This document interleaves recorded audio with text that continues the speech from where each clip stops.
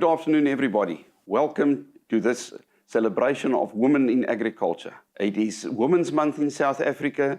We've got a fantastic program lined up for you this afternoon. Should be very interesting. Welcome to everybody in the room, people listening on stream, within AME and the global community, as well as all our clients within the room. So thank you for joining us and enjoy this afternoon. I do apologize for not being here. I'm attending a Farmers' Day in Letsetele, but next year I'll definitely be in the room. So once again, welcome and enjoy this afternoon with us.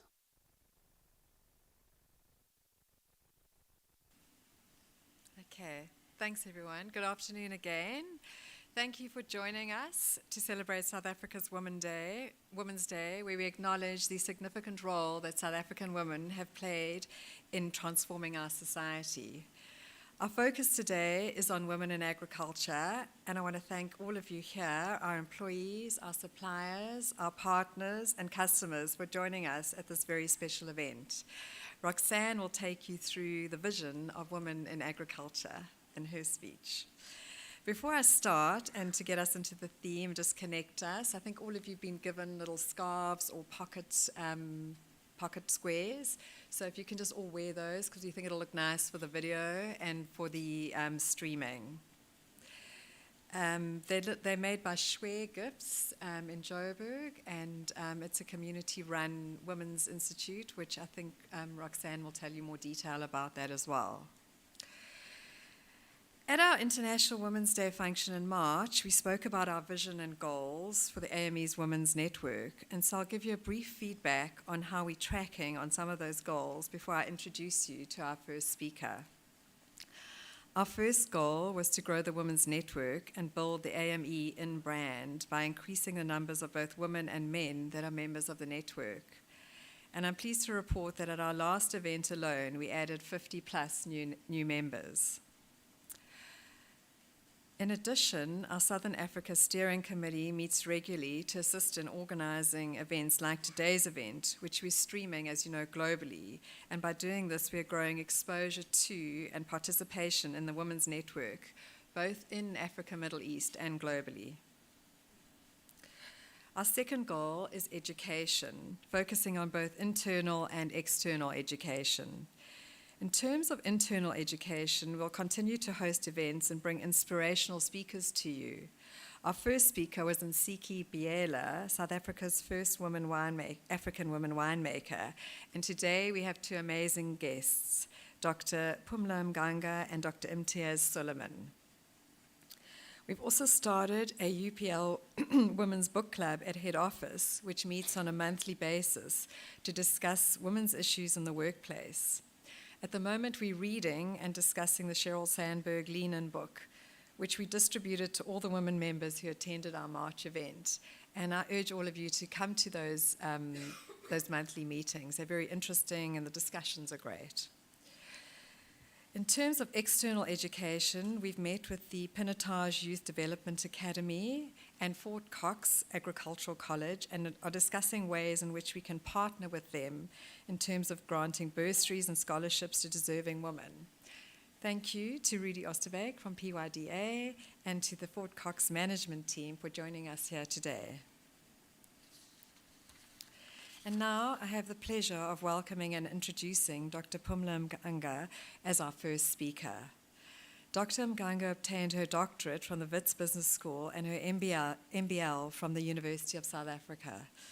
She's the founder of Lahumo Women's Investment Holdings, which has diversified investment in, amongst other things, private equity, manufacturing, road infrastructure technology, cement mining, and mobile construction. Prior to this, Phumla was employed at the Tongaat Hewlett Group and Deloitte Consulting, and was for many years the chairperson of the University of KwaZulu-Natal. She has also served as the chairperson for a large women-run rural community trust that benefits rural women and vulnerable families, and has over the years served on the boards of numerous companies. Phumla currently acts as an independent non-executive director to the Altron Group, to Exaro, and to AdCorp Holdings. And without further ado, I'll hand over to Phumla for her to take you through her journey and her insights.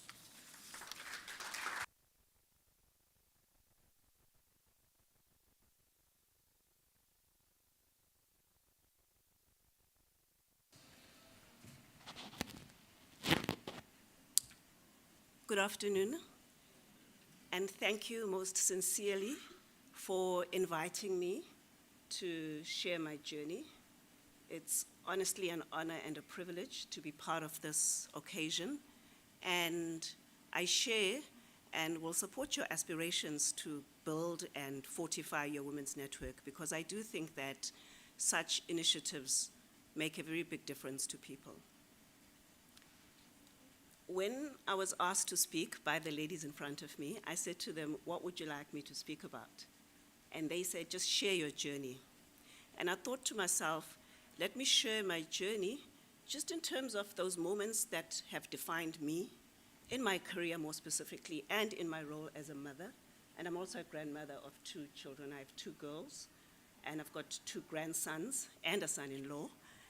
And I thought I should just share with you my journey as a mom, as a wife, as a career woman, and as a grandmother, which is probably the most enjoyable thing that I do these days. The 4 themes that I'd like to address in terms of the defining moments in my life are: 1, I would like to just share with you my thoughts on what I see as the myth of work-life balance. I think it's a complete myth, and I will share with you my experience in trying to reckon with this notion of work-life balance. Secondly, I also want to share with you my unrelenting journey for unrivaled excellence in everything that I do. I just don't stop. I have this unrelenting, ever-receding horizon of just wanting to excel in every possible way that I can. And I will just share with you how I try to do that every day of my life.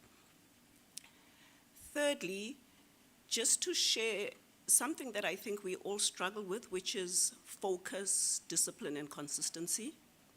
And lastly, power. Power is central to everything I do, because power gives me the ability to have the positive impact that I want to have. And without power and influence, I can't have a positive impact. So in every situation, I seek to understand the balance of power. I own my own pursuit for power, and this is not power for power's sake, but power to make a difference and an impact, whether it's with an individual or with a group of people or with an institution. Let's begin with what I describe as the myth of work-life balance. So you will come across many books that will suggest, or many speeches that will suggest that, and this for me is not just about women, it's about women and men and anybody who has a family ecosystem and a family life, that we must try to seek an optimal equilibrium or balance between our careers, our work, and our family, and all our other commitments, whether they be the church or the community. For me, in my entire career, I've never experienced that optimal state of equilibrium where I feel that I've arrived. What I do feel is that I'm constantly working towards it. And I'll just share with you some of my experiences where if I feel out of balance, then I must just own up to the fact that I am out of balance at that point. So some years ago, prior to COVID, my last daughter was traveling to New York to study. And obviously, my husband and I took her there, and I always cry when I leave my children anyway. So I was leaving this little girl, she's not little, she was 24. I was leaving this girl in New York, and I was going to fly back and go and chair my first listed board. So this was the first time that I was chairing. I chaired other companies, like I chaired Crooks Brothers South Africa and various other companies, but I'd never chaired a board that's listed on the JSE. And this was my first experience, and I was a little bit nervous about it because it was just a new experience and a new universe for me. Anyway, I said goodbye to my daughter. I was crying all the way from New York to Cape Town. I was crying, my eyes were in a mess. The flight was late, so I didn't get enough time to actually go through my papers and prepare because it was an AGM. So I hadn't had a chance to prepare because the flight was late, and I was just upset about leaving my daughter, and I left her with my husband, and she wasn't happy with being left with her dad because she said her dad doesn't really listen. And anyway, I got there, and the hotel itself wasn't that great, the lighting wasn't good, just nothing was working out. Anyway, I got to this company called Novus Holdings, which is a major South African, one of the 2 big industrial printing companies. And I had never met the people there simply because the shareholders and the board had said, we want you to come and share this board. I hadn't served on the board. I didn't know people. I got there and I thought, okay. I called the CEO and the CFO and some of the board members, and I said, guys, I'm completely out of balance. I'm nervous, I'm completely out of balance, and I'm going to chair this meeting. And I said, I just left my daughter, and I just need you to help me. So if I falter, if I make mistakes, just help me out.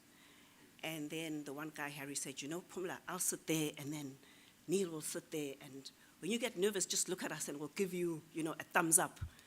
And I felt that if I had tried to walk into that situation and demonstrate some kind of bravado, it would have been a disaster. So I simply owned my vulnerability at that point, and I said, I'm out of balance.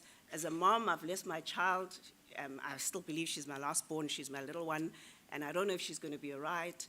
And I'm not my best, but I have to do this, and I have to do it as best as I can. And all those people mobilized. They didn't even know me. They mobilized, and they said, we've got you, you know? We'll help you if you know, these are the signals. If you don't know what to say, you know, we'll give you signals of what to say.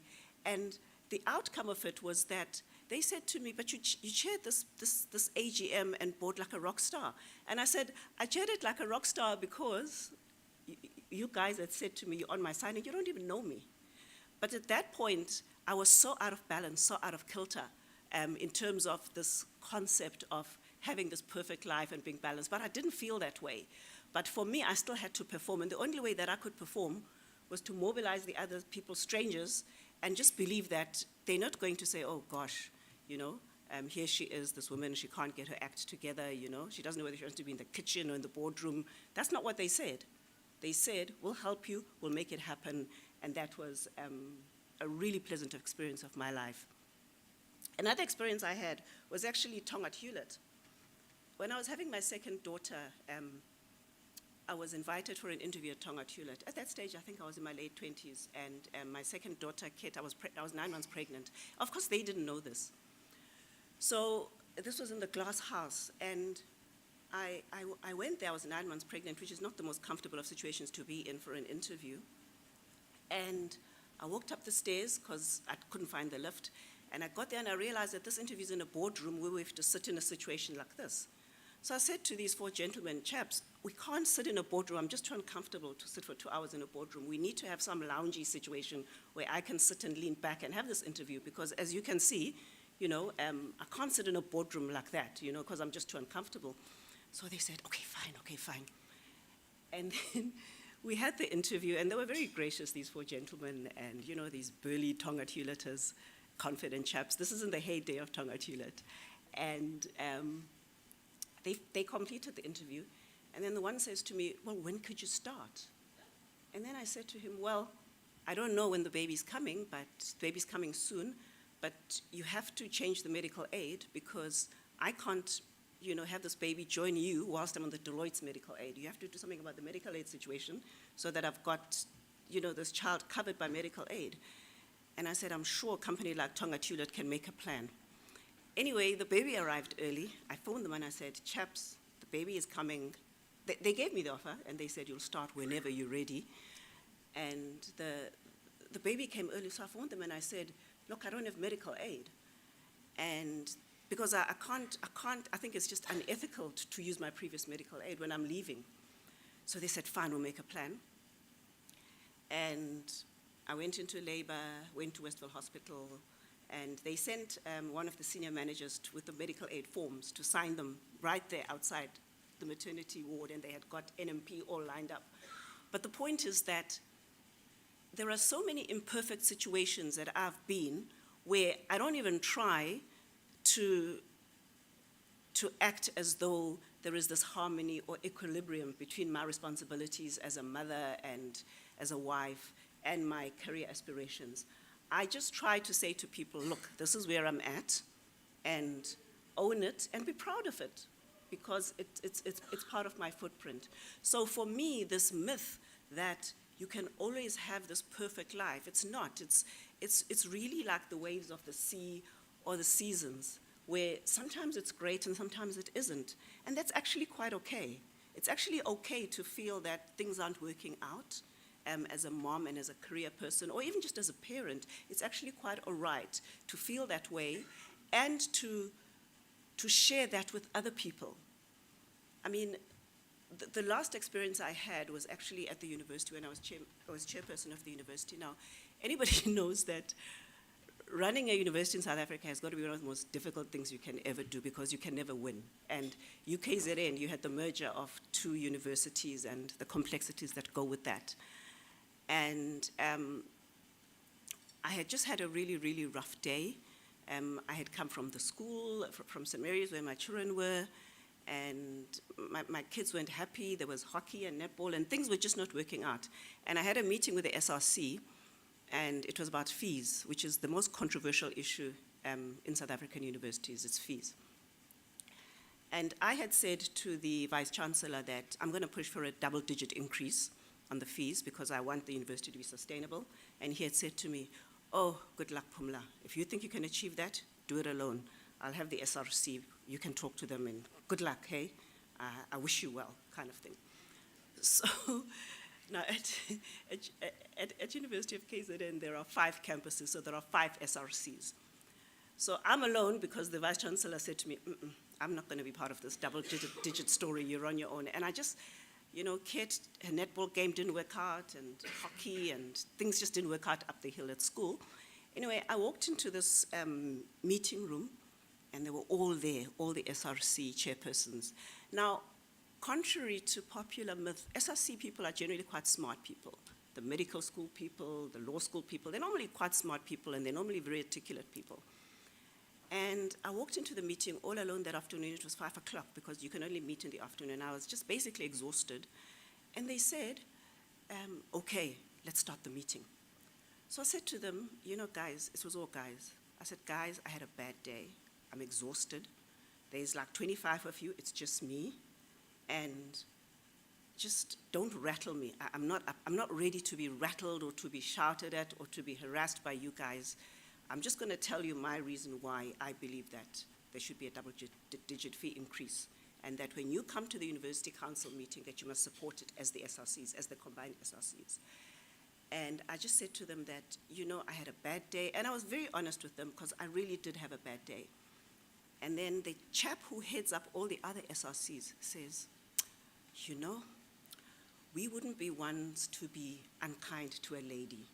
So we'll listen to you and we won't fight with you because we're gentlemen and we wouldn't want to be unkind to a lady like you. Now that was kind of patronizing from a gender perspective, but I was okay with it. And I said, I'll take it. And anyway, we got out. That was the last double-digit fee increase that we had at Natal before fees must fall. It was 12% fee increase. But to me, it is just about owning that you are a woman and sharing that with other people and not trying to act in any other way other than the way that you authentically feel. And if I authentically feel that I'm not in balance, I'm not in kilter, I will share that and I will own it, and I will try to use that situation to turn things around to my benefit or to the benefit of the outcome that I am seeking in that particular situation. The second theme I'd like to address is just this notion that it is possible to constantly pursue unrivaled excellence. And what do I mean by unrivaled excellence? Where nobody else is like you. Where, when you are in the room, there's nobody else like you, and you excel beyond distinction in that situation. And this is something that I am extremely intentional about. It is just something that I work on every minute, every day. And I'll give you examples. On the board of Altron, I'll look at the board pack just before the board meeting, and I'll look at the board pack and I'll read it once, I'll read it twice. And then I'll say to myself, what are the big problems that we have to address in this board meeting? We've got 4 hours, 6 hours. What are the big, seemingly intractable problems that are presented in this board pack? And I'll identify 1 or 2. And I'll say to myself, okay, so these are the 2 problems. The one problem is a legal problem. I'm cool with that, even though I'm not a lawyer, but I'm cool with it, I can handle that. And then maybe the other problem is a leadership problem. And I will go beyond the board pack. I will read the submission on that particular matter, but I won't stop there. I will understand the submission, and then I will literally immerse myself in that problem, maybe for 2 days. I might phone the head of legal at Altron and say, listen, Hansi, I was just going through the pack. I see you authored it. Can you just share with me more of your thoughts on this matter and your solutions and why you've chosen this solution and not that solution? And in most cases, he's extremely proud, because in most cases, he actually doesn't have a seat in the board, right? So he's very proud that you've read his submission and you want more information. And then I will spend 2 days just dealing with that particular problem and immerse myself in it. And then I might choose another one. And when I get to that meeting, I'm probably readier than anybody else just on item 3.4 or item 10.5, because I've gone beyond the information that was immediately available to everybody around the table. But I've literally immersed myself for some 2 to 3 days. I literally sleep with it and say, okay, what is the issue? How do we get through it in the interests of this particular business? And what is the right thing to do? And if there's something that I don't understand about it, I will make sure I understand it, and I will research it as thoroughly as I can. And that is something that I've tried to do in all the environments that I'm in. And that is that you want to be able to put yourself mentally and psychologically in a place where you have superior judgment. Your judgment is superior to those around you on a particular situation in a company. Secondly, that you are able to generate solutions and alternative solutions to that problem, and that the range of problems, of solutions or scenarios that you generate are as wide as possible, so that you can then narrow down and look at the optimal solution. You are able to have advanced decision-making and problem-solving. Because what is the best contribution that you can make to an institution? It's to have good judgment, is to solve problems, is to make good decisions. And then also to achieve whatever the business and strategic objectives are in that particular environment. And unrivaled excellence, it takes time, it takes effort, it takes concentration, and it takes deep work, where you actually have to say, the information that I have in this meeting pack or this board pack is actually not adequate. I need more information, I need to be thorough, I need to be diligent, and I need to dig deep to understand what other people don't understand. Now, I wouldn't claim that in the board of 8 people I'm the smartest person, no. Because I simply chose 2 or 3, in fact, in most cases it'll be 2 big issues that I know, like what are the big ticket items in the CEO's report or in the CFO's report? What are the big ticket items here that need proper quality discussion? And I will try and be thorough. And I try to do that. Sometimes it's quite difficult because you don't have time, you've got scheduling issues, and you know, life gets in the way.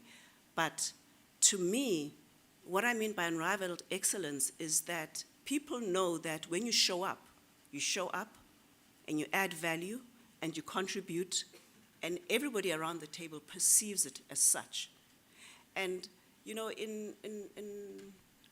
I think last year, 2022, I was on 5 listed boards. I was chairing every remuneration committee, and it was cool. But then I realized that even though I'm doing it, I needed, and I knew that, you know, when anybody calls me, they will say, well, please, can you come and do this? Please, can you come and do this? But I felt that it was compromising my ability for depth and excellence. So I said, I'm going to narrow it down. I'm going to narrow it down so that I can go deep and quality and make sure that I contribute. So that was a choice that I made, and people thought, but that's bizarre because, you know, you're handling the 5. I said, yes, I am handling the 5, but I think I want 3 so that I can be better in the 3. And I can, so for me, it was that my pursuit for excellence, I had breadth, but I was feeling that I didn't have enough depth or enough thoroughness to address the problems that were being encountered, especially with most companies coming out of the post-COVID era. So for me, this unrivaled excellence, it burns me. It's something that I just want to do. I have to do it, and it becomes a habit. And that habit you instill through the third theme, and that is focus, consistency, and discipline. And probably it's the most difficult thing that anybody can do. But for me, personally, it begins with the body. So I am hectic. I gym very hard. I gym for 2 hours solid, 6 days a week.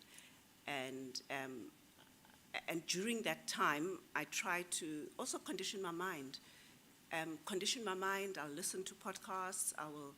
I will try and make that time also intellectually stimulating for me, or intellectually sharpening for me.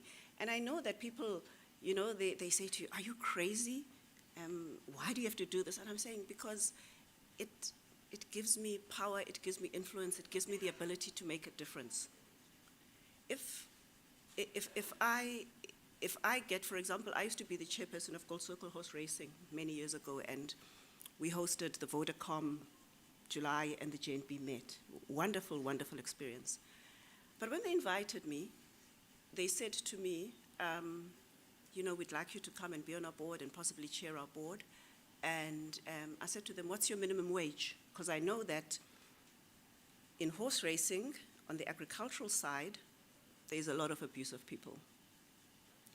And people are not being paid well. So the people who nurture and look after the horses are not necessarily taken care of, and their working conditions are actually not that good. And I said to them, "I'm not going to join this board if you're still paying a minimum wage of X amount. I'm not going to join it, because I can't have the impact that I want to have." And I said, "But what I can do for you, because I've got the expertise and the skills, is actually to help you travel that journey. And so I'll join this board on condition that we will start a roadmap towards a minimum wage that is higher, that is twice higher than what you're paying now." And I know the excuses, the businesses are going to go under. You know, there's always the same commercial arguments that people will give you. And fortunately, I understand those commercial arguments. But the point is that I said, I will mobilize my power, because there are at least 700 people where this will make a difference to their lives. Changing that minimum wage will make a difference to at least 700 people who are at the very bottom of that triangle in terms of income distribution. And for me, that is why, which is my last point, power matters. And I think that, and I will say this as women, and also as a black person, that, you know, society has so eroded our conception of power that maybe we see it as a negative thing. For me, it's actually the most positive thing that you can have. It's actually the one thing that you can use for change. I mean, I can share this with you because it's very well known publicly, but I served on the Spark Group board for many years, 17 years to be specific. And we started a BE scheme, and I was absolutely adamant that this should go to staff, that the beneficiaries should be all the staff of SPA in the scheme. And it was a very difficult 2-year journey, because then it was, well, is it the black staff? Is it the white staff? Who must be beneficiaries? How does it work? It's seemingly contradictory to say all staff, but for me, I said, if we're going to do this thing, we're going to do it properly, and if it takes us 2 years just to get the design right, that's okay. Because the design, if we get it right, how many staff do we have, and what difference will it make to them? Because we've taken the time to be thorough, to be very meticulous in the way that we've designed this. And it's publicly known, 7 years later, people who are drivers who drive those trucks, you know, were taking home huge amounts of money where they could pay their bonds. It's very well published, very well known about. But the point is that once you've established your discernible and distinctive competence, then you must use it to mobilize your power, but not for yourself, but to make a difference to the lives of other people. And it was the point that I made to the SRC. I said to them that you, as students, are transient in this institution. You come in, you spend 4 years here, you leave. The staff are permanent, we are permanent, everybody else is permanent. So when you look at your 4-year requirements and issues of financial constraints, try and think about the future generations who must still be able to come to this university. And they can't come to this university if it's not financially sustainable. So try not to think about this fee increase as a one-year thing where you're saying, we must just get an 8% fee increase. Think about the legacy that you will leave by us being able to build a powerful reserve fund for this institution, so that when there are exogenous shocks that hit the institution, then you know that you left a legacy of saying that we contributed X amount to the reserve fund of the institution. And you will allow this institution to exist for years and years and not be bailed out by government. Because once an institution is bailed out by government, it never recovers. And therefore, for me, I always look to say, in that SRC situation, how am I going to exercise my power and my influence in such a way that the positive change is achieved and the change that we think is required for that institution? And for me, it was something that took me a while to come to terms with, because I had a negative conception. And the negative conception derives from the abuse of power and the abuse of influence and the abuse of resources. And because it is so beguiling power, and people so enjoy it, they then cross over and they abuse it. And that is the restraint that is always present when you have power. When you have power, the flip side of it is restraint and really managing yourself. And I see it every time, because we had this massive argument at the university about whether board and council members should be on business class or on economy class. And there were some pretty high-profile people there, judges. And I said, no, people, it's going to be economy class, because this is not your money. This is government money. If you wanna top yourself, I'm like, oh, but we are influential people, and we don't want to be sitting there, and we want to rush to the meeting and rush back. I said, well, do it with your own money. And for me, that is, to me, the benefit of using your power in a manner that is positive. And then the last thing I wanted to share with you is just, and I think it's related to this idea that you have of a network, and that is an ecosystem. And I think that organisms, human organisms, we thrive when we are part of a broader ecosystem. And I've tried to cultivate and nurture my own ecosystem in a very intentional way. So if I see at gym that there's a 23-year-old who's fitter than me, a male, I'm going to go to him and I'm going to say to him, gosh, man, give me some advice. And at gym, people come in with their earphones and they don't want to talk to anybody and they just want to do their thing. And I'll say, take out your earphones and just advise me and tell me, how come you run so fast? And he says, oh, really? I say, yeah. And then he'll say, oh, I bought these sneakers in Glenwood. There's this shop. And then he'll say, what you must do is that if you want to run fast, you must run slowly for a while, and then you run fast and slowly. And to me, he's part of my ecosystem, Dylan. He's 25, he's the age of my children. But he's part of my ecosystem because he saves me the cost of a personal trainer. And to me, he's actually shocked that I solicit his advice, because I look at him and I say to myself, he's got a great body, he's half my age, but he's got something that he can help me with. And so I mobilize him to be part of my ecosystem, but then I say to myself, how can I exercise reciprocity with him? So he's 25, what are you doing? Oh, I'm trying to get into law firms. I'm just the person to help you, right? I'm trying to get into law firms. I'm battling because I went to varsity college and, they're not taking me seriously, but I was a top student, and I'm like, okay, you help me with gym, and I will give you introductions, and they know into various law firms, and the rest is yours, but I will recommend you, and I will use my influence to recommend you, because I can't keep taking from him. I must also give back to him. And for me, that is how successful and sustainable ecosystems work, and that is that where you have a relationship, that's why networking for me is somewhat vacuous, where you have a relationship with people where you benefit, but there is a reciprocity in that relationship. So when I try and curate my relationships, I say to myself, if I want this from Tony, what can I give back that is also of value to him or her or whoever it is? And it doesn't matter which walk of life you're in, we all need help.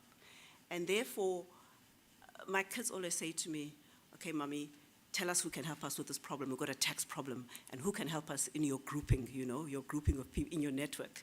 And I know that I'm going to call a lady who was at Gold Circle, who's the best tax person I've ever heard of, and I'll phone her and I'll say, look, there's this tax issue, and my kids need a little bit of advice.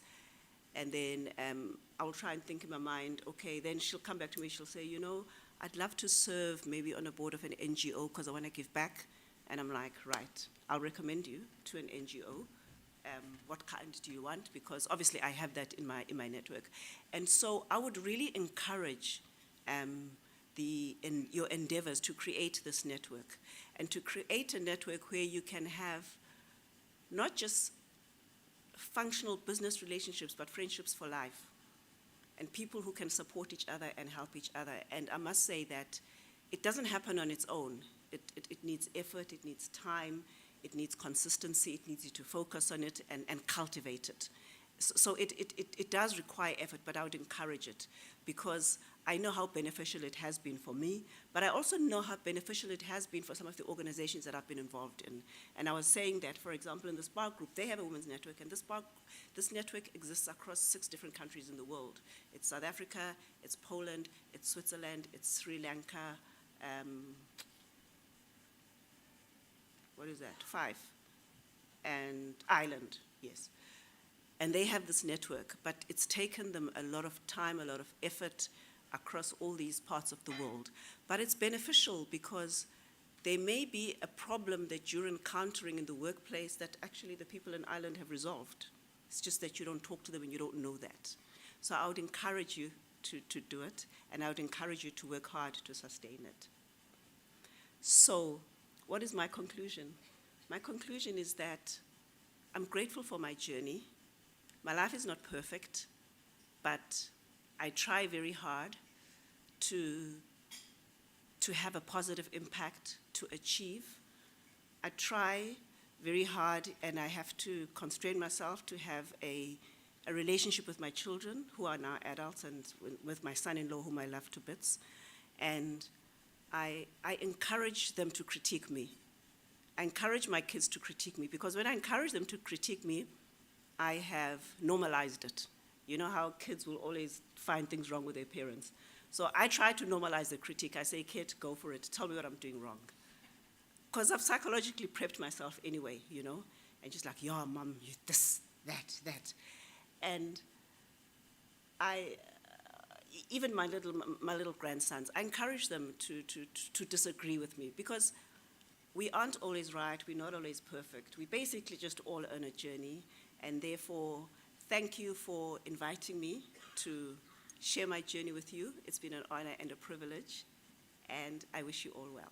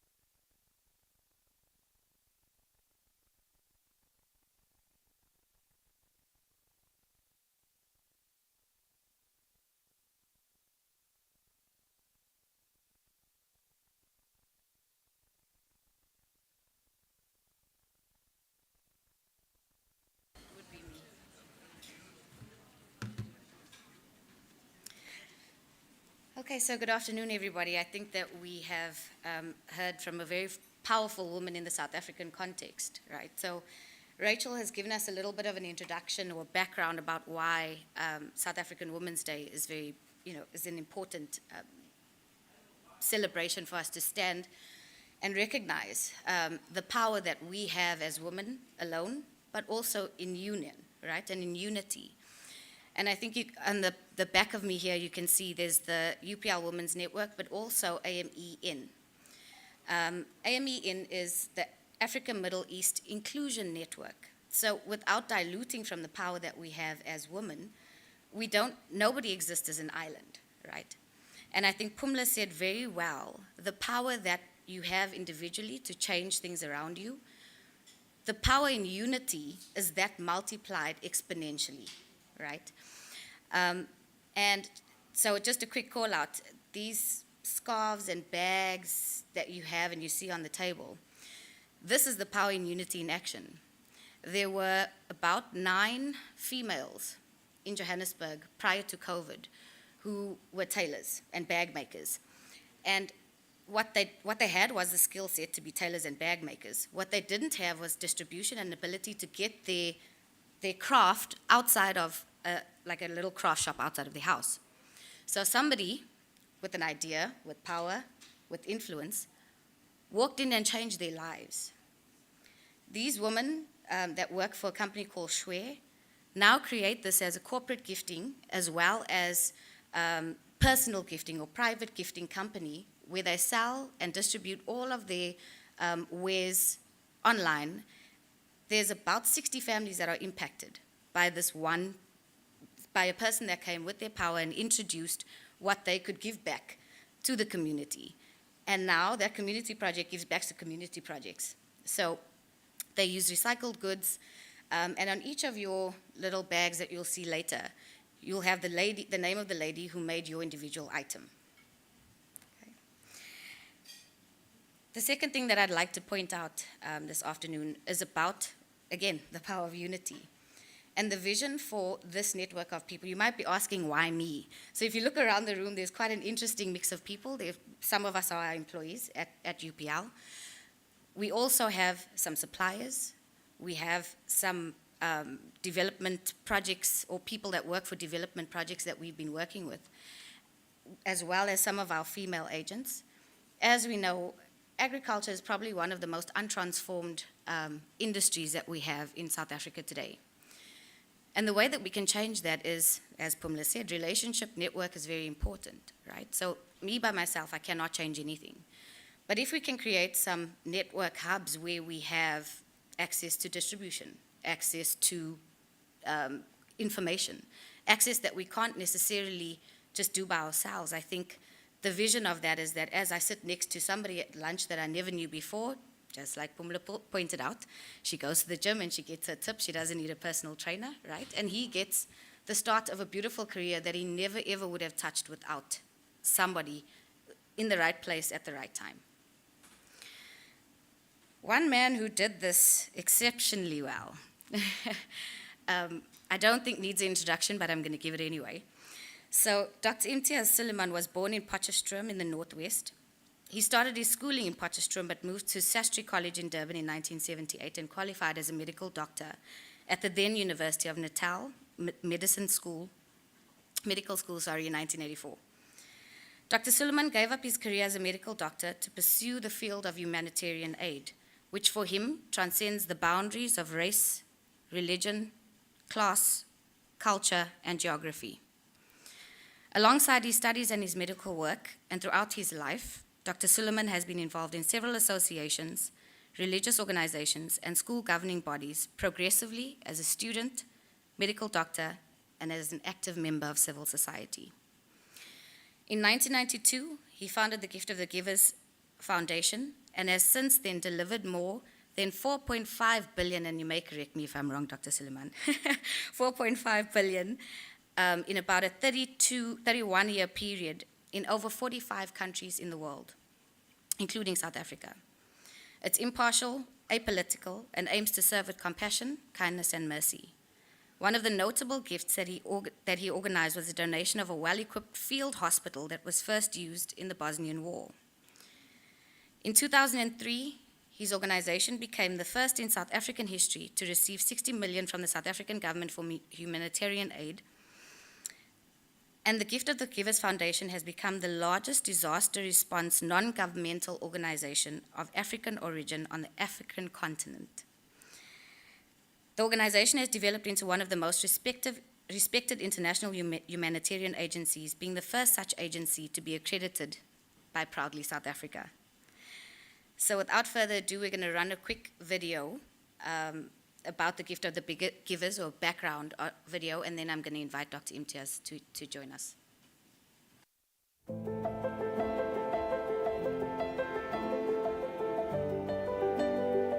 The next 30 years is going to be even more interesting as we build relationships across the country, the continent, and the world.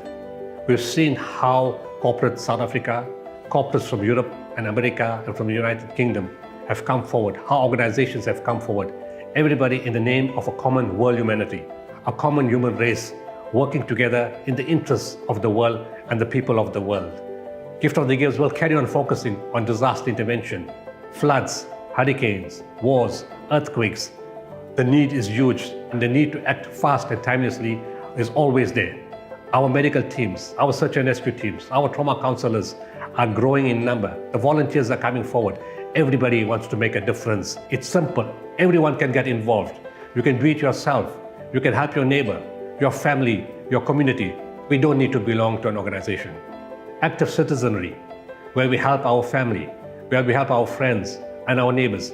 We can do it privately and silently, looking after the dignity of man. Our focus is now on health infrastructure, education infrastructure, providing water, human development, catch-up surgery, looking after the animals, agriculture, self-sufficiency, skills development, all the qualities required to build a country, a community, a nation, and the world. And we call upon our country, our continent, and the world to join us to enhance and further our interventions to uphold and uplift the dignity of the poor and vulnerable worldwide. We call the whole world, we call the human race. Let's join hands, because we all need each other. COVID showed us that we cannot exist without each other. COVID didn't look at politics. It didn't look at religion. It didn't look at class. It didn't look at nationality. It didn't look at geography. It just did what it did. And we stood together as a world to deal with COVID, to deal with the fallout from it, the unemployment, the crisis, the pain and the suffering. It's a lesson to us that we can only function as one human race, one humankind, no stereotypes, no prejudice, no selfishness, only selflessness, working together, upholding and uplifting dignity of the most vulnerable people in the world. Join Gift of the Givers as we move forward in the next 30 years in serving humanity with love, kindness, compassion, and mercy, to uphold and to look after the dignity of man. For surely, best among people are those who benefit mankind.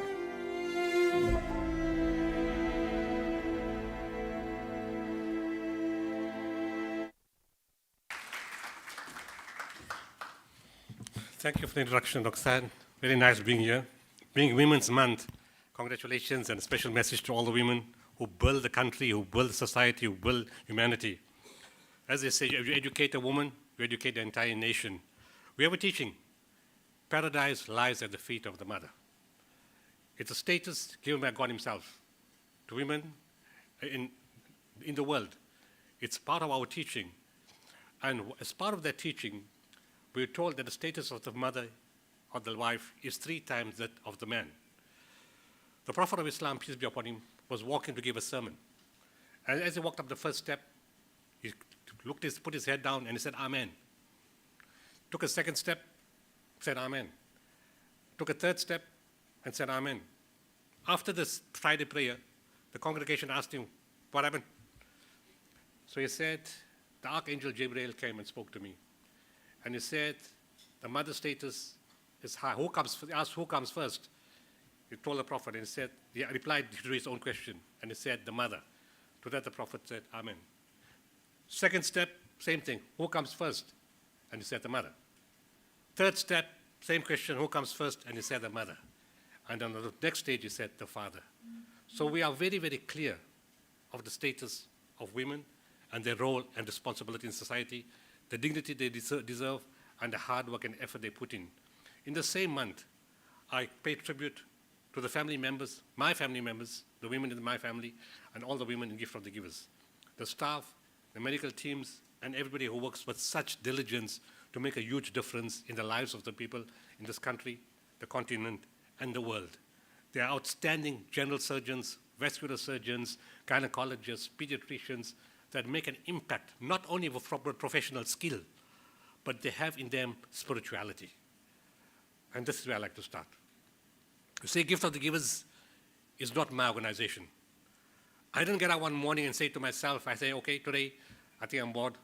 I'll form an organization, give it a name, find some founder members, write a constitution, and do 1, 2, 3, 4, and 5.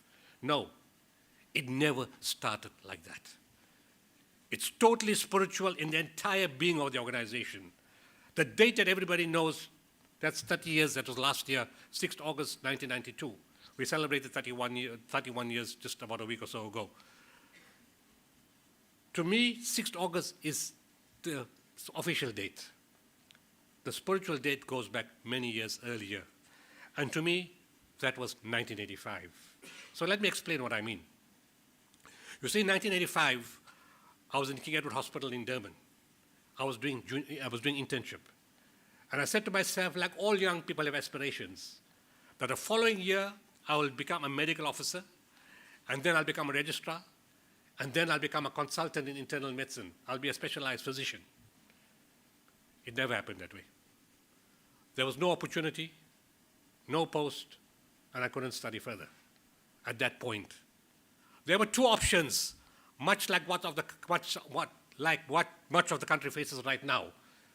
I could sit in the corner and say, it's too bad, the world is falling apart, don't know what to do, end of the world, move the country, failed state, ESCOM, darkness, load shedding. I can say all that kind of stuff and go in the corner and cry and weep, oh, it's finished, what am I going to do? Or I can look internally and so God gave you intelligence, gave you innate qualities to deal with hardship and difficulty, to apply your mind, to be rational, to look at differences, do different things. And I decided, okay, I'll go into private practice, be a general practitioner, something that I never wanted to do. But under the circumstances, when God put challenges in front of you, you need to look at it very carefully. You see, we have a teaching. We don't pray for what we want. We pray for what is good for us. Because what you want may not necessarily be good for you. So I decided to move to Maritzburg in January 1986.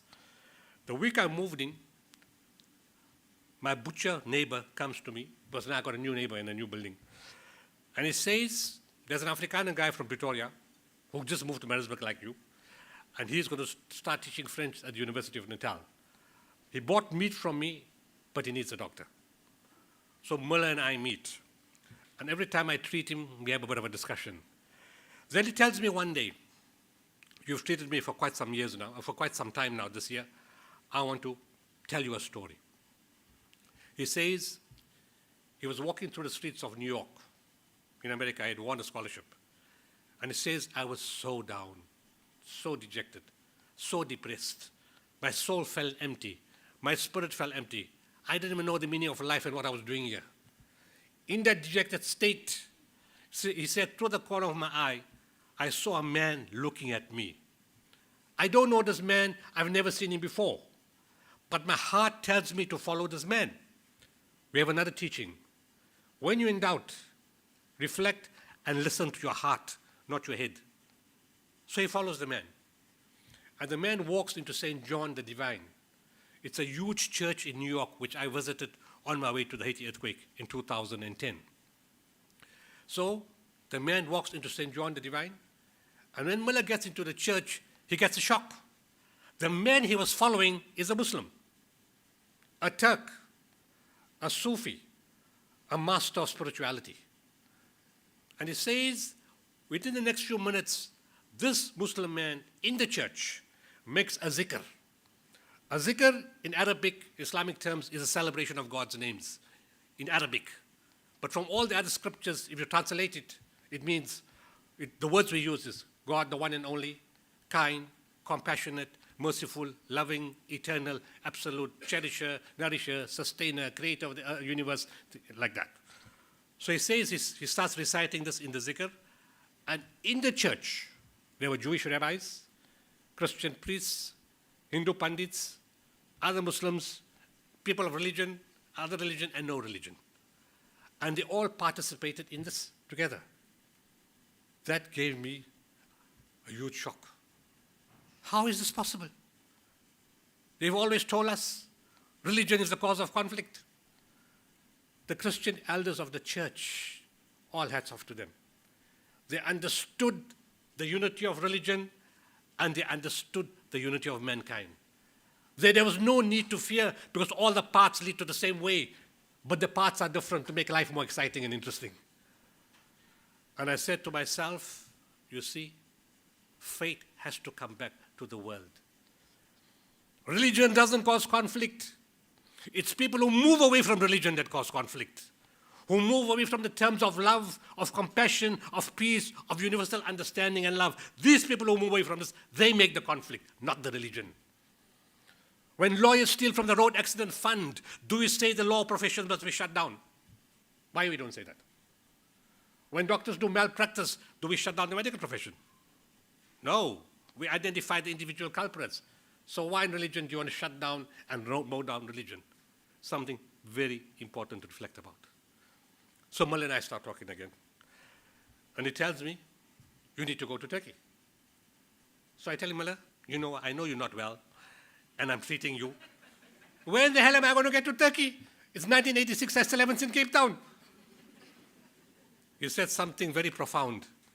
He said, what God wills happens. There's a time and a place. See, in your business, whatever business you're doing, and in your personal life, when things don't work out, don't do the cartwheels. Always look at why it's not working out. Because I told you, what you want may not, what you pray for, or what you want may not necessarily be good for you. And always, when you research or review, you would find maybe you're on the wrong path. God is telling you, hey, too many potholes that side. Don't go there. Don't break your head. Always reflect on why things are not working, why you didn't get a job, why the director favored somebody else, why something else didn't work for you. Always listen. Let me tell you a story. I haven't used the story in a long time. I just thought of it now. Also to do a lady. There was a young girl in Marisburg. She was a DJ on a community radio station. And one day, she tells me, I lost contact with her. She lived in my town. And then she was in the States, sending on some TV programs, and she was doing some animation things. And one day she just calls me out of the blue. And she tells me, pray for me. There's a scholarship in the US which I want to really take. It fits in with my field. So I tell her, I'm not going to pray for that. So she got very angry with me. I said, I'm going to pray for what is good for you. She phones me 2 weeks later and she says, she's very upset. I didn't get it. She phones me 2 weeks after that, and she says, thank you for your prayer. I got another post in the UK, substantially better than the one in the USA. In life, and this is a real life situation, it's not some made-up story. You know, it's about praying for what is good for you and always look, because God never wills anything negative for people. It's always positive in everything that you do, but there are always challenges to test your faith. 91 was the time and the place. My wife and I landed up in Turkey. It's a very long story. But we get there in 91. The moment we walk inside there, what Mullah saw in New York, we saw in Istanbul. What he saw in the church, we saw in a Muslim Sufi place. The difference was this was post-Gulf War. Gulf War had polarized civilizations and nations. Samuel Huntington spoke of the clash of civilizations. And at that point, it was perceived that Christians, Hindus, and Jews on one side, and Muslims on the other side. East on one side and West on the other side. Coming from an apartheid past didn't help. And as we walked inside there, We see Americans, Russians, people from Sweden, Norway, Denmark, Brazil, Argentina, Mexico, Canada, Australia, New Zealand, parts of Southeast Asia and Africa. All religions, Jews, Christians, Hindus, Muslims, those who believe and those who don't believe. What was amazing, this is post-Gulf War. Nobody's fighting. No friction. No discord. Calm. Respect. Obedience. Love. How is this possible? The spiritual teacher saw me. I don't know the guy is. I've never met him before. I don't even know the picture. But when the man looked at me, I knew that this man was a spiritual teacher.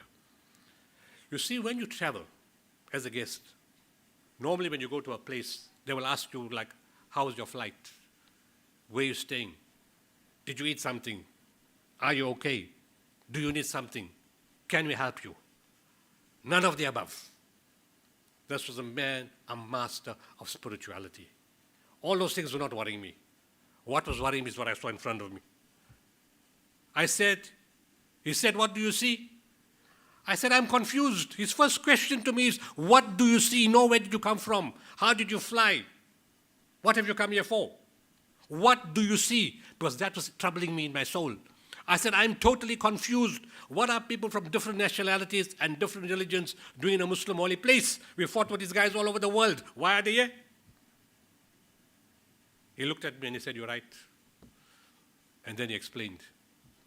He said, mankind is one single nation. The God of all mankind is one. We just call him by different names. Any imam, priest, rabbi, pandit, Sufi, sheikh that promotes violence, extremism, discord, confrontation, or disorder, terrorism, is not a man of God. Don't follow him. Any person who preaches love, kindness, compassion, and mercy is a man of God. Follow him. At that moment, all negative stereotypes left me. He said, always be positive in everything in life. Negativity will destroy you. Right now in South Africa, everybody is negative. We must always have a positive mindset. He said, when people are positive, positivity goes into the universe and positivity will follow. He said, don't ever point to people and look for the negatives and the faults in them. Always look for the good even in the bad person. And always highlight the good in the bad person. And in time, you will help that person. Because the good will come up and the bad will go down. He says people may have bad habits. It doesn't make them bad people. Any saints here? Put your hand up. Everybody's got faults and shortcomings and mistakes. And part of development, part of building a society, and part of building a country and humanity, and women got a big role to play in that, is to treat people in the exact same manner, with love, with understanding, with respect, and to guide them and to hold their hand. I left. I came back to South Africa. But that yearning in that profound message, not in the words, in what I saw, that this is a reality that people can coexist in harmony with different ideas and different cultures and nationalities. It's possible. It's a reality. And I came back and I had that yearning. 6th August 1992, the official date. Thursday night, 10 p.m. After zikr again, the spiritual teacher picks his head up, makes eye contact with me. I'm in a different part of the room. He looks heavenwards and looks at me at the same time. In fluent Turkish. And I don't speak a word of Turkish. But I understood every word that he said in Turkish that night. He said, my son, I'm not asking you. I'm instructing you to form an organization. The name in Arabic will be Waqful Waqifin. Translated, gift of the givers. You will serve all people of all races, all religions, all colors, all classes, all cultures of any geographical location and of any political affiliation. But you will serve them unconditionally. You will expect nothing in return, not even a thank you. In fact, in what you're going to be doing for the rest of your life, expect to get a kick up your back. If you don't get a kick up your back, regard it as a bonus. Serve people with love, kindness, compassion, and mercy. And remember, the dignity of men is foremost. Don't ever forget this. You see, race difference won't destroy a country. Cultural difference won't destroy a country. Class difference and money difference won't destroy a country. ESCOM won't destroy the country. Load shedding won't destroy the country. If anything will destroy a country is when people lose dignity.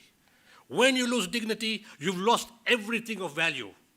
And when that happens, there are no consequences. Because once you have lost everything, there are no consequences what you do thereafter. And when you reach that stage, then you're in a very, very dangerous stage. Because the negative energy that will flow, the mayhem and the disaster and the mess it will cause from negative energy, we will never be able to fix that. We're not in that stage anyway. We have the opportunity to hold the hands of people and pick them up with us. You see, when you grow, the best way to grow is to hold people's hand and take them up with you. If you don't, they pull you down. And you need to change the way we think, because always say, I could have been that person on the other side. By God's grace, I'm not on the other side. My child is not on the other side. My family is not on the other side. It's God's grace that I'm on this side.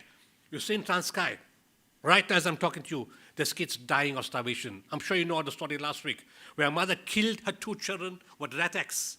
She didn't have enough rat-X to kill herself and a bigger daughter.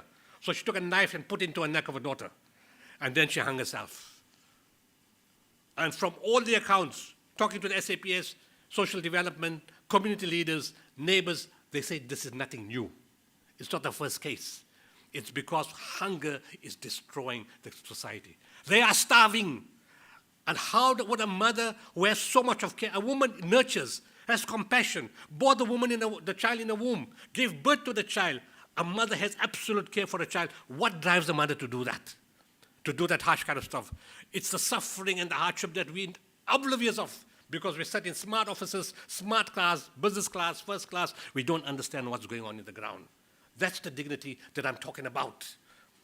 How do you tell a parent, your 2-year-old child fell down the feces in the toilet and drowned in feces? What would you do if your child or your grandchild drowned in feces? How would you feel? Yet they don't burn the country. They don't burn the roads. They don't burn the houses. They don't burn the shops. Why? Because they are a people of faith. They believe. They have trust that one day somebody will come and sort out the problem. We failed them pre-94 and we failed them post-94.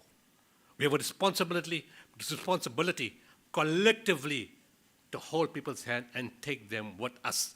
There's no time next week or next year. The time is now, immediately. As a country, as a nation, as humans, we need to do that very, very strongly. Clothe the naked, feed the hungry, provide water to the thirsty, and in everything that you do, be the best at what you do, not because of ego. That's the monster that destroys families, husband and wife, parents and children, workplace, management, lower management, government, corporates, religious sector, NGO, trade unions, everything. Ego is the monster in the room, not because of ego, but because you're dealing with human life, human emotion, human suffering, and human dignity. He went on to say, this is an instruction for you for the rest of your life. I was 30 years old. And then he said, my son, remember that whatever you do is done through you and not by you. I'm 31 years in this business. Everything you guys think I do is not humanly possible. There's some hand on top taking care of everything to make sure things happen the way they happen. And if you get some time, and there's some time, I'll try to give you some examples. I told you he spoke in fluent Turkish, and I don't understand Turkish, but I understood everything that he said. And I asked him, how is it possible that when you speak Turkish, I understand, and other people speak Turkish, I don't understand? He said, my son, when the hearts connect and the souls connect, the words become understandable. I said, now we have a little bit of a problem.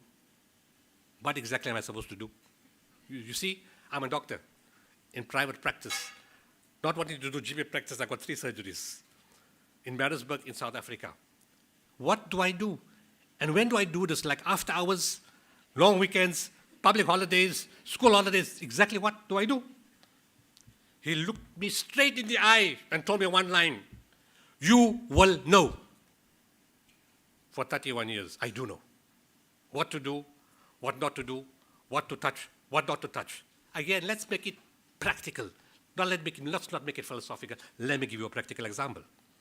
You see, on January 6, 2014, we get a call from a group in Yemen. And they said, "Are you the guys looking for 2 South Africans taken hostage?" He said, "Yes, we're looking for them since 27th of May last year. We've been saying that in the media all the time. Come tomorrow, 7 January, 10 o'clock to Aden, come alone." I had to send my guy from Yemen to go to meet these people. We don't know who they are because there's different types of kidnappers. One is angry with the company boss, so he takes somebody away. One small-time kidnapper needs some bucks, they'll steal somebody. The worst-case scenario is Al-Qaeda. We don't know who it was. He walks into the room January 7th, and he says, "We are Al-Qaeda, and you know what we're capable of. What do you want?" He said, like, "You got 2 South Africans, the man and the woman. Let's talk about the woman first. She's a mother, she looks after children, she has to look after them, children are not with her, they need a mother. No problem, you can have her, $3 million US. He sends me a message, they allowed him to talk to me. I said, "Tell him, we're not paying anything. No money." We discuss. We haven't done any hostage negotiations in our life. This is a life and death situation. Never in the history of the world has any hostage been taken out in 4 days. 10 January 2014, we got Yolandi Koki released. Unconditionally, no ransom, unharmed, and they put it into our hands in 4 days. We knew exactly what to do and how to do it. How do you explain that? I don't know, but I just know what to do. Right now, as I'm talking to you, we're negotiating for hostage in Mali. Herko van Deventer, my guy is there right now. We're hoping that we get the breakthrough to bring him home unconditionally. It just comes to you what to do. In fact, the moment I walked out of that place on 6th August 1992, it came to me by inspiration, respond to the civil war in Bosnia. The same month, not a few months later, the same month, I took in 32 containers of aid into a war zone all alone. 3 months later, I took in 8 containers of winter items. The chill factor in Eastern Europe can get up to minus 21 degrees. So we took the stuff in. The following year, we designed the world's first containerized mobile hospital. A world first, produced, developed, and designed with engineering skill in South Africa, taken from Africa into Europe. How many of us believe in our own skills and our capacity as a people, as a country? This was a world first. When CNN filmed the hospital, the commentator said, the South African containerized mobile hospital is equal to any of the best hospitals in Europe. That was in 1993. And we got great skill in this country. So let's relate something else to that event. And I told you I'll give you some examples of the power of spirituality. You see, in November last year, or let's go a little bit before that, the floods that hit us here, 11 April 2022. One of the biggest problems that we had in the floods, we didn't have enough sniffer dogs. So a lot of people up till today have not been found because there's not enough dogs to find the people. The humans can't do that. So I've been having discussions with SAPS, and I said we need more dogs to deal with this problem. I will fund you 60 dogs, and we're busy with that process. Not only for search and rescue, but for ammunitions, drugs, explosives, counterfeit money. There's 11 different categories in which the dog operates. And I said, why would they give you more dogs? Because you can't corrupt a dog. The dog can do anything that it wants to do. And so we were speaking along those lines, and we're busy talking with that. And throughout, we have periodic discussions with the SAPS and the dog people. In November last year, I got a call from a friend of mine in Cape Town who says the head of Turkish Airlines from San Francisco is moving to Cape Town. The new general manager of Turkish Airlines will be in Cape Town. Would you like to meet him? I said, as part of my business, we have networks, connections, airlines, embassies, everything, because we specialize in disaster intervention. Yes, I'd like to meet him, but there's a time and a place. 1st February 2023, this year, I'm boarding the plane here at King Shaka Airport. From the plane, I decided, let me call this guy. I said, is this Turkish guy here? I'd like to see him tonight. He phones, he said, yes, we'll have supper tonight in a Turkish restaurant. 9:30, I meet him. My first words to the guy from Turkish Airlines is this. Sinan, the reason I've called you here tonight, I'm looking for an airline partner. In the event of an earthquake, I'd like to move search and rescue personnel, medical personnel, canine dog unit, medical equipment, search and rescue equipment, very, very quickly, everything at one time, get off one time, and get to the next destination very, very quickly. Not even 5 days later, an earthquake hits his country. All the arrangements were in place in advance. We knew exactly what to do. In 24 hours, our teams were on the way to Turkey already. Now let's talk about the dog. We found earlier in the year, besides talking about the dogs, we were in PE, Port Elizabeth, and we were drilling boreholes to save the city from day zero. The rains have come. And whilst doing that, the police dog unit comes and says, look, they bought us these 2 smart Land Cruisers. It's for the dog unit, but they didn't close it. Now, you can't put a dog in, it's just going to jump and run away. So that's going to solve the problem. So I said, okay, we'll close it for you. And something amazing happened on February 8th. On February 7th, on the 6th was the earthquake. On the 7th, I called the dog people in Cape Town, and we said, you know what, we've been talking about the dogs. But now we got an emergency. We need to send dogs internationally for the search and rescue. The guy says the head of the dog unit is sitting right next to me. The whole year was not sitting next to him. But the time we needed the dogs quickly, internationally, the dog unit guy was sitting right next to him. In 5 minutes, you see there's open government. In 5 minutes, he took a decision, you can have the dogs. Never happened before. 5 minutes, 5 dogs and 6 handlers, you can have them. The SAPS asked, we are SAPS. You guys are not SAPS. You got SAPS dogs and 6 SAPS handlers in 5 minutes. How's that possible? The process takes 3 days. I said, it's simple. We just bribe them. So they laughed at us. And we said, when they understand the spirituality of a situation, when the humanity comes in, people make the important decisions. And it passed 12 hours later, the dogs and 6 handlers were in the airport. And remember I told you we did the dog vans in P? The head of the dog vans was Brigadier Vumla Mudli. The head of the dog unit going to Turkey was Brigadier Vumla Mudli. Don't plan all this. How is this possible? Gets to Turkey on Friday, day 4. Not day 4, sorry, on day 8. The dogs went to work immediately. But on 13 September, day 8, 13 February, day 8, Donna, the dog of Brigadier Mudli, is walking in the rubble and tells us there's somebody alive inside here. 8 days into the earthquake, because of that dog, they pulled out alive a 90-year-old grandmother from that rubble. It's the second time in our history we've done that. On day 8 in Haiti, in the earthquake, 20th January 2010, in the collapsed Catholic Church, we pulled out alive 64-year-old Enazizi. Her first words to my team was, I love God. We instilled hope and love in somebody several thousand kilometers away. And the next thing she got up and said after that, I love you. Now there's a unique story about these dogs that went to Turkey. We were the only team that was non-government. There were 12 teams there. 11 of them belonged to governments.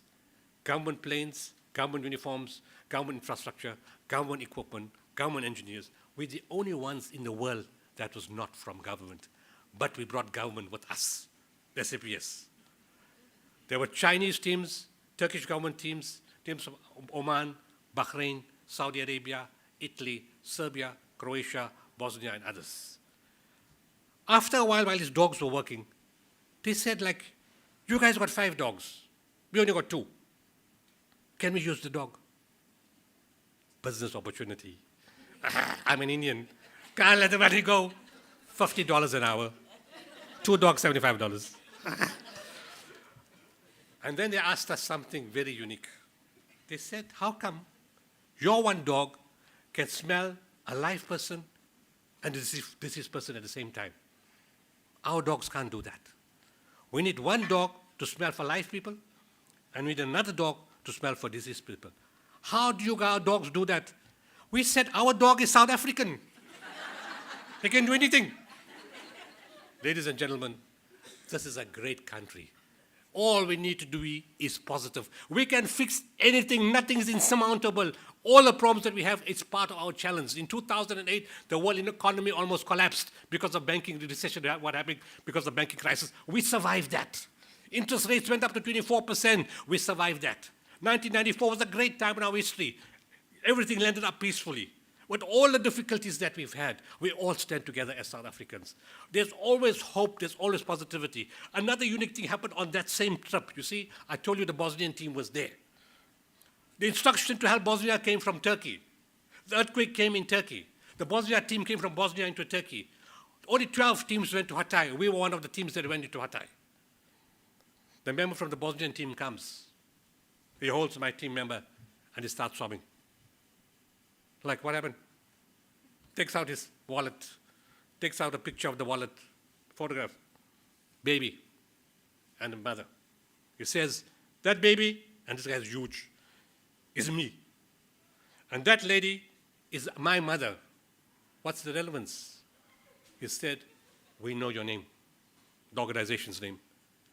I was born in the hospital that Gift of the Givers brought to Bosnia in 1993. What's the chances of that being a coincidence?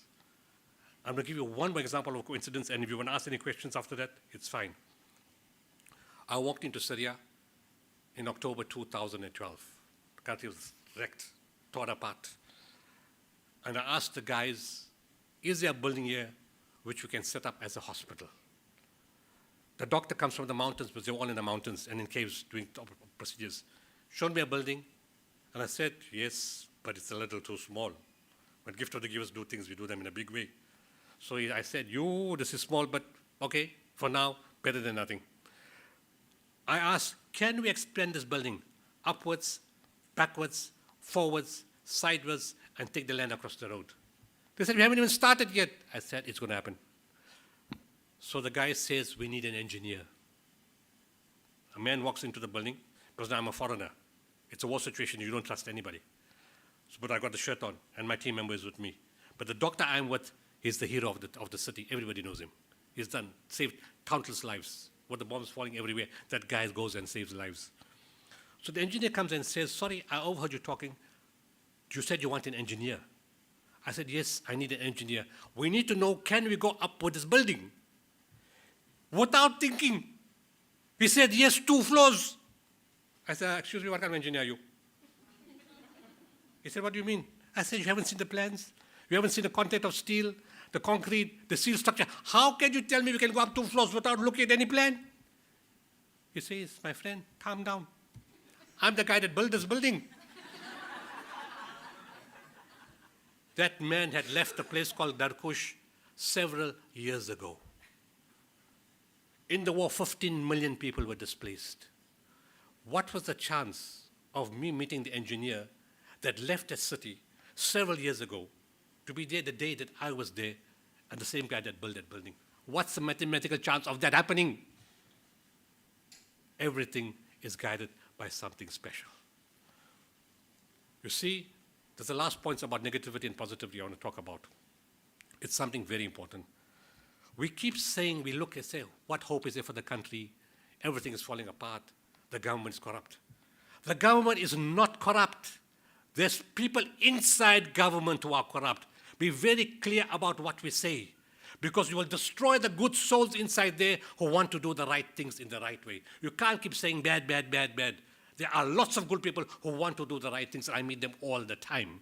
In the same way we say about the SAPs, they're corrupt, they're crooked, they're part of the gangsters. They're all not like that. During the floods of 2022, again, last year, there's a lady cop who dived into the water in Henley Dam, not to take out a live person, to take out a deceased child and a deceased old man, because we all want closure. And in the process, she drowned. And this body is now going home. And at home are 2 small children. And now the small children got to have it in their mind that my mother comes from a corrupt police service, that this profession is not good. No. She put her life on the line so somebody could get closure. A deceased child and deceased old man. And she did it. Everywhere there are these good police people who want to make a difference. Inside Cape Town, during lockdown, April 2020. We're giving out food parcels in a place called Lonzamo. And all the old people are standing in the line. Because of COVID, the line is very long. And as we're waiting, it becomes 8 o'clock. And the SAPS commander comes in and says, 8 o'clock, level 5, lockdown, you've got to shut the process down. We said, what about all these old people? They got no food, they're hungry, they haven't eaten.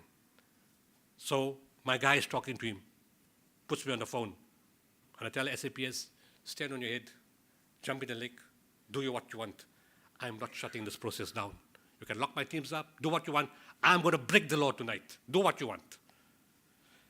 He thinks for a little while, and he says, you're right. I think I will also break the law tonight.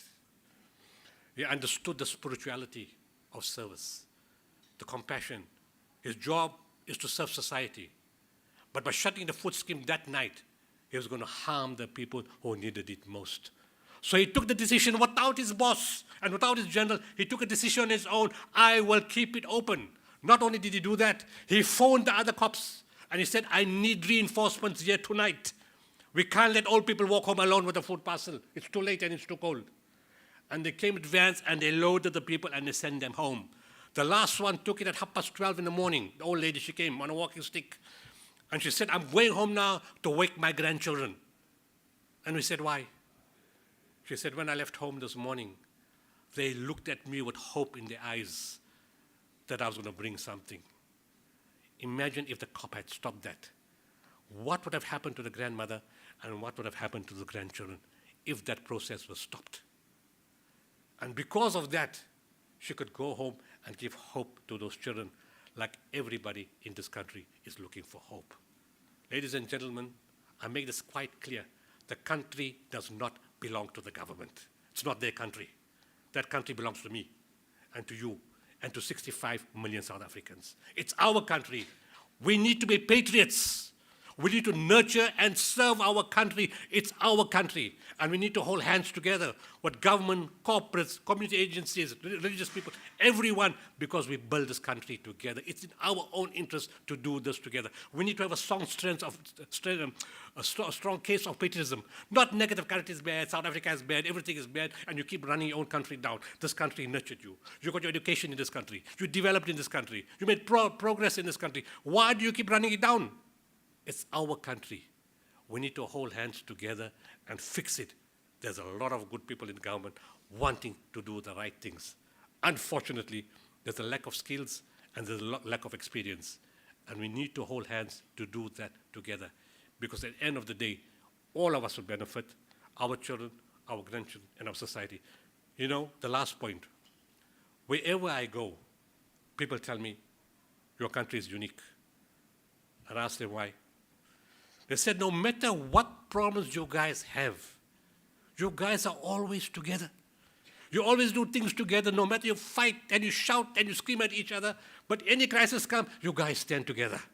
I was with 2 German investors in PE last week, and the guy came to me and said, I keep bringing my wife back to this country because I want to move here. You see, while they're telling you how many people are living in South Africa, they're not telling you how many people want to come back.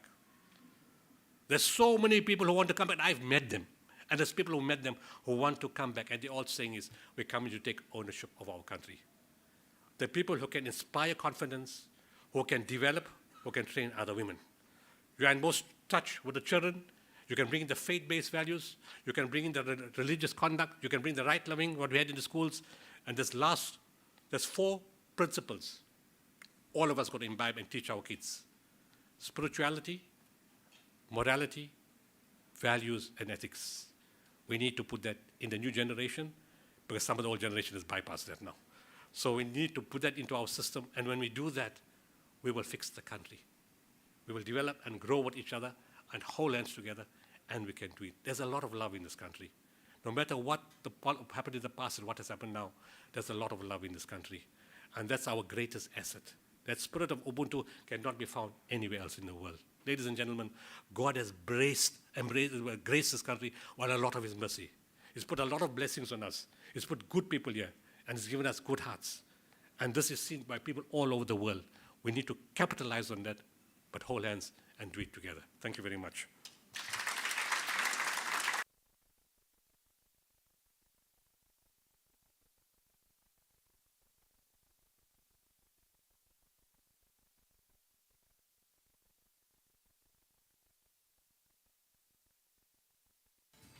Wow, thank you so much, Dr. Silliman. That's just amazing. And Pumla, too, thank you for such inspirational speeches. I really, really appreciate you being here this afternoon and sharing your positivity and your insights, and it's just an amazing journey you've had and you're going to have, and all the positivity you bring to South Africa. It's amazing. Thank you so much. And just a small gift for you, to thank you so much for being here, and Pumla, a large gift for you. Thank you so much. Yes. We're going to now serve lunch, so I think we'll all move to that. I think everyone's probably ready for lunch. And Des, do you have a message? Okay, and goodbye to everyone that's joined us all over the world on our global streaming. Thanks for being part of our South African Women's Day. Thank you.